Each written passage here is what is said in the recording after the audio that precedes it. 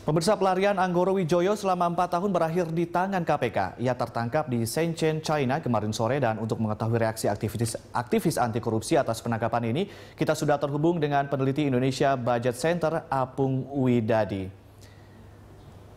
Halo Mas Apung, Halo. Selamat malam.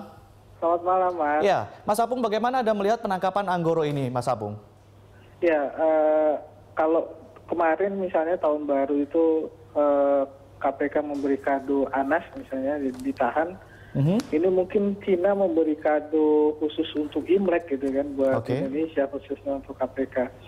Nah, ada dua hal yang bisa ketika Anggoro ini sudah tertangkap ya. Yang pertama tentu akan terbongkar lebih kasus SKRT ya, yang 180 miliar, dan kemudian dia memberi suap ke komisi 8, komisi 7 waktu itu.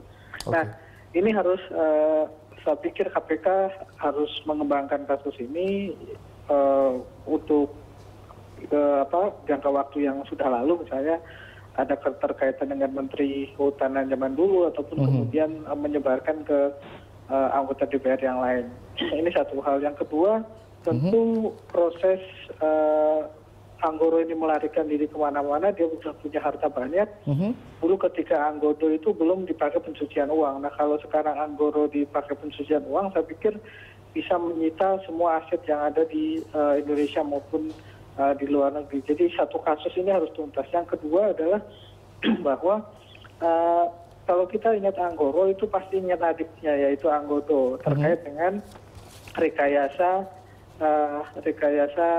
cicak buaya yang waktu itu Chandra Bibit Chandra Hamzah kemudian diduga akan dikriminalisasi itu kan. Tentu saja ini jawaban ini akan bisa didapatkan dari Anggoro, ataupun kemudian yang ketiga adalah ada rahasia di mana Antasari pernah ketemu dengan Anggoro di Singapura. Antasari mengatakan bahwa ketemuannya dengan Anggoro walaupun waktu itu statusnya tersangka, untuk melihat ada potensi suap enggak terhadap komisioner KPK yang lain. Nah, tentu ini akan harus dijawab oleh Anggoro dan dikembangkan oleh KPK untuk menetralisir atau kemudian mengkonfirmasi catatan hitam yang dulu kemudian dilakukan oleh koruptor kepada KPK itu. Sekarang harus dijelaskan bagaimana. Baik. Mas Apung, ini akan menjadi sebuah pembongkaran kembali kasus-kasus lama begitu ya. Apakah ini nanti akan juga membongkar kasus-kasus yang lain, terutama mengenai kasus-kasus perselingkuhan pengusaha dengan DPR, Mas Apung? Ya, itu sudah pasti ya, bahwa memang untuk proyek-proyek yang besar itu pasti akan melibatkan DPR, dan juga kalau melihat itu kasusnya di Kementerian Kehutanan tentu akan menyangkut menteri pada saat itu ya. Tentunya ini akan sangat besar, dan kemudian kasus kehutanan ini akan kemudian naik lagi gitu kan. Tetapi yang lebih menarik dari hal itu, kalau itu memang sudah biasa relasi kong kali kong antara pengusaha dan DPR. Tetapi yang akan lebih menarik adalah membongkar sejarah hitam yang dulu ada potensi kriminalisasi terhadap KPK. Saya tidak tahu apakah kemudian nanti Antasari akan mengatakan hal yang baru tentunya terkait dengan kasusnya ataupun apa. Yang menarik justru di sisi situnya, bahwa dulu memang KPK dikriminalisasi. Nah, aktornya siapa? Setelah Anggoro itu siapa yang menyuruh? Nah, tentu saja mungkin Anggoro waktu itu. Baik. Mas Apung, kalau dari sudut pandang aktivis, kenapa begitu lama kemudian KPK baru menangkap kembali Anggoro? Sudah sekitar 4 tahun, 5 tahunan begitu. Kenapa butuh waktu begitu lama?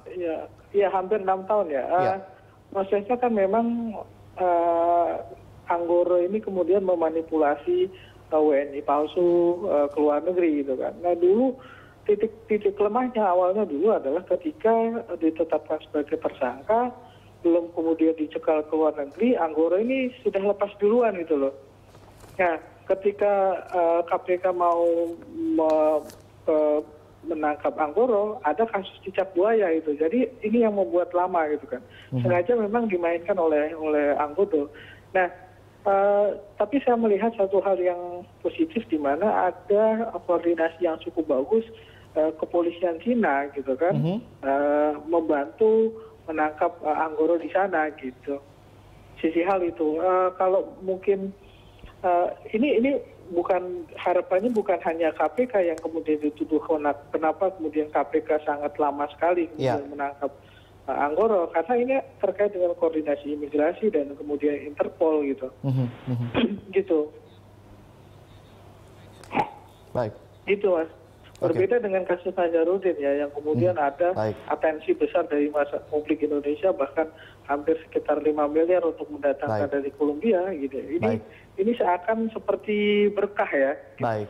Ini sebuah berkah Mas Apung ya, tapi apakah Anda melihat bahwa ini akan menjadi sebuah bola salju yang berkembang begitu besar nantinya dan menyeret sejumlah nama, dan kira-kira siapa saja yang potensial nama-nama yang kemudian akan terjerat dalam kasus ini?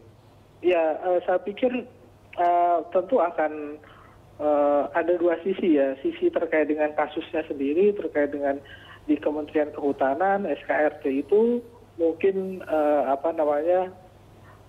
Menteri Kehutanan saat itu ataupun kemudian beberapa anggota DPR itu satu, yang kedua terkait dengan terkait dengan KPK sendiri, tentu saja Antasari dan kemudian dari KPK bagaimana reaksinya. Ini beberapa hal yang saya pikir menarik untuk ditunggu gitu kan, bagaimana reaksi dari stakeholder yang kemudian memegang informasi-informasi kunci dari Anggoro ini. Baik Mas Apung, artinya kasus ini akan juga menyerap energi bangsa juga ya, akan menjadi perhatian begitu lama begitu ya? Iya, tapi pasti ini akan menjadi satu kasus tersendiri gitu kan, satu kasus yang akan menyorot perhatian di awal tahun ini, satu hal. Tetapi yang kemudian yang paling menarik saya pikir bagaimana dulu catatan hitam terhadap kriminalisasi terhadap KPK ini akan menemukan jawabannya di Anggoro ini sebenarnya. Baik, terima kasih Mas Apung telah berbagi bersama kami di sambungan telepon.